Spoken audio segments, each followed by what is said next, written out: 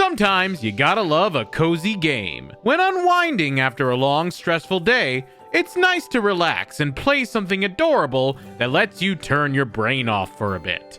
I have played quite a few cozy games in my day, and there's one that's been on my mind a lot lately. It's adorable, fun, sucks time out of you like a bendy straw, and stars a bunch of cute animals. Not you!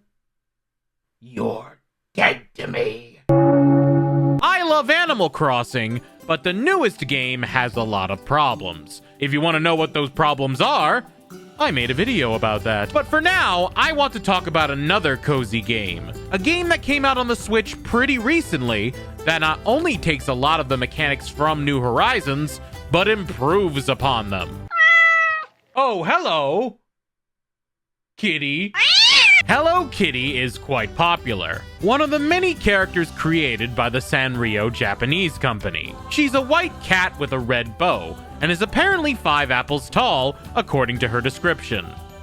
And that's all I know about her. I'm a middle-aged man. I don't know who Hello Kitty is, and that probably shouldn't surprise anybody. That said, there are so many adorable characters in the Hello Kitty universe, and they're all so fun. Eventually, Sanrio saw New Horizons and was like, what if we did that? Hello Kitty helps you in your new island getaway with Hello Kitty Island Adventure. And yes, let's get this joke out of the way now. South Park predicted the future. It is better than World of Warcraft. I know the game has been around for over a year already on iOS and Android, but for Switch users and Steam players, the game only recently came out. I don't want to play a game on this. I want to play a game on this. It hit me in the face. With the game's launch, the cute cast of characters, and the need to fill the void in my soul that New Horizons left in me, Hello Kitty Island Adventure seems like a brand new cozy adventure for people to try. But how is Hello Kitty Island Adventure? Is it the island getaway we always wanted, or should it stay shipwrecked? Let's find out. Time to play the manliest game of Hello Kitty. You start the game on a plane with Hello Kitty and friends, getting ready to fly to Friendship Island. You go to freshen up a bit, which doubles as the game's character creation. You get a choice between a few different animals: dog, cat, bunny, bird, and Italian stallion. Well, I like dogs, so let's go with that. And this is what I came up with. His eyes are like his soul. Empty. On the plane, we're able to talk to the characters around us, but I really just want to get on this island. We are about to have a smooth landing when the cake maker goes haywire and causes the entire aircraft to malfunction. I would make a snake on a plane reference. Actually, no, I wouldn't, but that's okay. The game already did that. I have had it with these monkey-fighting snakes on this Monday to Friday plane. We literally crash land and parachute on the island, including a mini-game where we go through rings as we're landing. This is already better than Superman 64, color me impressed. We land on the island plaza, but not everyone has landed with us. The survivors that are with us decide to set up shop, as who knows when we'll be home again. Oh god. Hello Kitty Island Adventure is just an adorable version of Lost, isn't it? Alright dude, we're from the future. Sorry. And so our quest begins. We not only look for our friends, but also find out the secrets of this island. Apparently, Friendship Island was once a bustling place, but everything has been shut down and abandoned. And now this hologram Top Hat guy wants us to restore the island to its former glory. Apparently, there's a lot to do if we want to make this a reality, and several of those things we can do right away on this new adventure. You'll want to interact with all of your new friends in order to figure out what their new roles are. There's my Melody, who runs the furniture shop, where you can get, you know,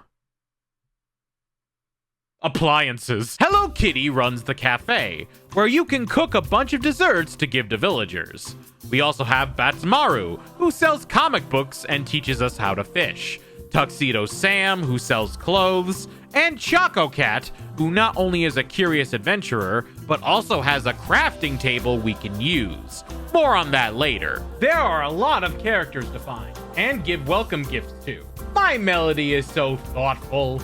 Unfortunately, the residents are scattered all over the island, so you gotta go get them. We start out with access to a small stretch of land, but after doing some quests, the rest of the island will slowly open up to us. There's the main plaza where you can shop, the docks and the beach for fishing, a swamp, a haunted graveyard. That just screams Kuromi, doesn't it? Oh look, it's Kuromi in the graveyard. There's a desert with a western dance hall, an ice cream parlor, a heckin' volcano complete with lava, and even an underwater comedy club? This place has everything! Except a way home. It's a nice progression for how you get from point A to point B. You do this by crafting items, exploring places, and of course, interacting with the other characters and completing their quests. It's also how you find other characters in general, like Kuromi in the graveyard, Kuropi in the swamp, and Pom Pom Purine in the ice cream shop. Apparently he likes sweets, so ice cream fits. There's so much to do and a bunch of tools to do them with. Spread out like breadcrumbs in a forest, the tools you find and/or craft across the island help you do all sorts of activities. There's the stuff you expect, like the bug net and fishing rod for fishing and catching bugs. Imagine that. There's a camera for taking pictures. This is great for capturing cute moments, but also for finding these creatures called Gudetama. They are eggs that appear literally all over the island. Imagine combining Koroks from The Legend of Zelda with the hidden Mickeys from Kingdom Hearts 3. Find a certain amount of them and you'll get some rewards. There are flippers for swimming, a snorkel for going underwater, there's a nature preserve that is this game's version of a museum from Animal Crossing, fast travel points that come in mailboxes you find scattered about the island, there are chests everywhere with clothes and furniture, and you have a stamina meter where you can climb up mountains and cliffs. There's also these mini-game challenges where you have to collect pink coins in a certain amount of time. You can even find these gear-like thingies that help you unlock dungeon areas. Alright, Choco Cat, let's do this. Leroy Jenkins! Nah, there's no combat. You just find things and collect more items. But this already makes exploration a huge part of the game. It's fun to just wander around in Island Adventure. It lives up to its name. I spent a lot of my time just seeing where I could go, traveling as far as my stamina would let me, seeing the sights and what quests I could work on. Speaking of quests, how do we advance them? Well, I did all the quests the game had to offer the first day, and they just stopped coming. I assumed it was like Animal Crossing, and I did all I could do for the day. So I turned the game off, went to bed, played the game again, got a daily gift or two, which was nice, and there was still little to no quests. Turns out there's a mechanic you have to learn to unlock quests and progress through the game. Bribery! To unlock quests, grow your friendship with villagers, and even get some required items like the net or fishing rod, you gotta give these villagers things. It is indeed a requirement to advance through the game. I will say they made it easier. Unlike Stardew Valley and Animal Crossing, you can only give them things they like. There's no chance you can make Hello Kitty sad. At least not that you'll ever know. You can give up to 3 gifts a day to each villager, and with enough gifts you can earn a level up, where you can also unlock more quests, get more items from those characters, and a whole bunch of other things. It not only gives you more things to do, but it does something that improves upon Animal Crossing. Make the villagers more interesting. I complained in New Horizons that the villagers felt like cardboard cutouts, and there really wasn't much of a purpose for them other than decoration. Here in Hello Kitty Island Adventure, you have a lot less villagers, sure, but they're all pretty decently written. They interact with one another, involve each other in quests, and more importantly, if you level them high enough, they can join you as you explore the island, tagging along as you wander around. They even offer perks like getting more gifts from villagers or collecting more resources. This really encourages you to use them as your buddies when exploring, as you get your gameplay benefits from them. What are other things we can do? Well, how about decorating houses? Or crafting? It wouldn't be a cozy game if we didn't have the option to decorate to our heart's content, right? Ah, owning property, the ultimate fantasy. My Melody gives you a new property, right by the water. It's a bit of a fixer-upper, but who can argue with free? A certain Tanuki would never. You can decorate it with furniture from chests, furniture you get from the villagers, or even stuff you buy from My Melody. However, while you can decorate inside, you can't really decorate or customize your island like you could in New Horizons. Things are how they are outside, and nothing's really going to change that. However, there are more cabins, and you can fix them up and decorate them however you like. Or if you want, use specific items to bring other Sanrio characters to the island. For example, we brought Hello Kitty's boyfriend, Dear Daniel, to visit. What kind of names are these? But in order to bring him over, you need certain furniture. An apple pie in the house itself, and his cabin must, and I mean must, be close to Hello Kitty's cafe. Clingy much? This means you can bring all sorts of the Sanrio characters over. I never really heard of these characters, but for a true fan of the series, I'm sure they're all going to be a welcome sight. If you love and adore this universe, there's plenty of fan service here, and I think that's pretty cool. I will say though, I never really found myself customizing the cabins. It can be a lot of work finding the items you need and determining what goes where in order to attract certain people. Sure, I miss out on a few Sanrio characters, but that kind of makes sense. I'm not the decorating type. There's also a crafting table that works similar to New Horizons, where you gather materials, get recipes, and after an animation, you get your item. But there's one huge difference. You can craft multiple items at a time! They just did it! Something that should have been a day one thing, which New Horizons still hasn't fixed, Hello Kitty Island Adventure just does.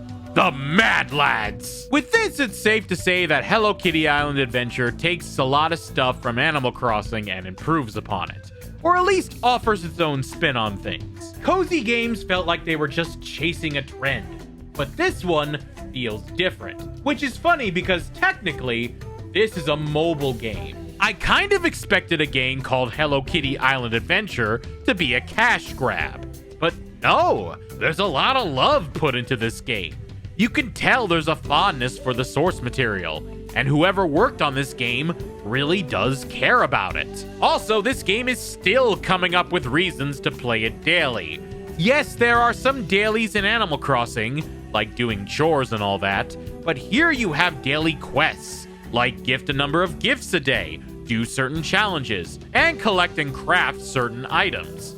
Not even just daily, but weekly. Combine that with the more engaged quests and the promise of more holiday-themed items and events. There was even something for the Chinese New Year as of this recording, and it's just more reasons to keep playing. What about collecting items getting tedious? Well, not really. It's pretty simple to collect things. But even if you have trouble finding certain items, these gloopy guys, whose name I can't remember, bring you certain items once a day. They helped me get a ton of sand dollars and other craftable items I needed for a certain quest. Hello Kitty Island Adventure is as convenient as it is fun. The quests really do build and build over time. Kuromi gets a potion shop. There's a minecart section where you collect ore to make soda, which, yes, you can make soda, you can make ice cream, you can make coffee. There's even a mermaidifier, so villagers can turn into mermaids to reach the comedy club. Is he a mermaid? Okay, I have been praising the heck out of this game, but it is far, far from perfect. Let's state the obvious. It runs rough on the Switch, which makes sense seeing as the console is almost 8 years old. It's gonna chug at some points, and it is probably why load time takes forever. And also, there's a few glitches. It's why my main complaint with this game is its performance. You can get a Steam version if you want, but I'm not gonna lie, playing this game in bed all cozy like is very nice. So a lot of people are gonna choose the Switch version if they don't have a Steam Deck. Another downer is that this game isn't cross-platform. If you have the Switch version, you can't play with anyone who has the Steam version. It sucks that this wasn't a consideration in 2025 when so many other games are making the effort to bridge that gap. Oh, and one final complaint, eventually you will run out of things to do that given day, like any Animal Crossing game. But unlike Animal Crossing, you cannot time travel. You cannot time travel. If you even attempt to change the Switch clock, It will break the space-time continuum. The island will collapse in a multiverse of destruction. Characters will start seeing double, triples of themselves. Streams will be crossed, and Hello Kitty will grow and double the apples in size. Chaos, mass hysteria, eggs in a top hat. But for real, don't time travel. It will actually break your game, and the devs can't do anything about it, and you'll lose everything. Whoops! All right, enough with the negative. I want to end this review with something Hello Kitty Island Adventure does pretty well with. Multiplayer. I wasn't expecting anything special from this game. I expected an Animal Crossing clone, where you could just visit islands, see the houses of other players, and maybe chat for a bit and collect items. But no, this game kicks it up a notch. You can both complete missions and quests in this game, do mini games together, take selfies together, all quests completely separate from the single player experience, but still give you plenty of rewards and reason to play together by unlocking cool features with your player too. To top it all off, remember those cabins you can make for other Sanrio characters? Yeah, you can make one for your friend to live in. My friend Rinfinite came to my island. She's on YouTube and Twitch, by the way, go check her out. We did a bunch of quests, took selfies up the wazoo, and now she owns a guest home on my island, and I on hers. And even when we aren't playing together, we can still go into the houses. It's honestly really cool that we not only have good multiplayer, but it has an impact on the main game itself. It truly goes above and beyond. The online mode isn't perfect, however. It can be a bit laggy, there is a limit of things you can do together, and only one person can join your island at a time. I remember wanting to do a group hangout of Hello Kitty, only to find out, nah, you can only invite one person to your island, which can be annoying and disappointing. I'll give points to Animal Crossing for that. You could have up to 8 people, even if the game just crashed afterwards. And those are my thoughts on Hello Kitty Island Adventure. I was expecting a mediocre licensed cash grab that was essentially an Animal Crossing clone, but what I got far exceeded my expectations. I imagine a lot of people downloaded this game as a joke, but like me, got suckered into the humor, cuteness, and the endless amount of things to do. Combine that with its presentation, wholesomeness, and excellent single and multiplayer experience, and you have that successor to New Horizons that I've been waiting a long time for. It's rough on the Switch, and has a lack of customizability for the things outside your house. It also suffers from the downfall of many similar cozy-style games. And to be fair, I've been playing it a lot less compared to when I started, but it does so much to perfect the formula and make each hour of the game worth playing. If you like cute cozy games, are a bit tired of New Horizons, a fan of Hello Kitty and Friends, or all three, Hello Kitty Island Adventure is the game you are looking for. The vacation you desired, and a great game to start the year. All these years later, Butters was right. Hello Kitty Island Adventure is better than World of Warcraft. Now, has anyone seen that kitty? Thank you so much for watching all the way to the end. If you like what you saw, be sure to hit the like button, leave a comment, and check out my other videos too. Special thanks to all the people who helped me out with the video. I couldn't have done it without all of you. Also, an extra special thanks to my Patreon patrons, including Mantle Ferox and Savacom. If you'd like to join the Patreon, the link is in the description below, along with my Blue Sky, Twitch, and Instagram. Thank you so much, and I'll see you all in the next video. Have a good night.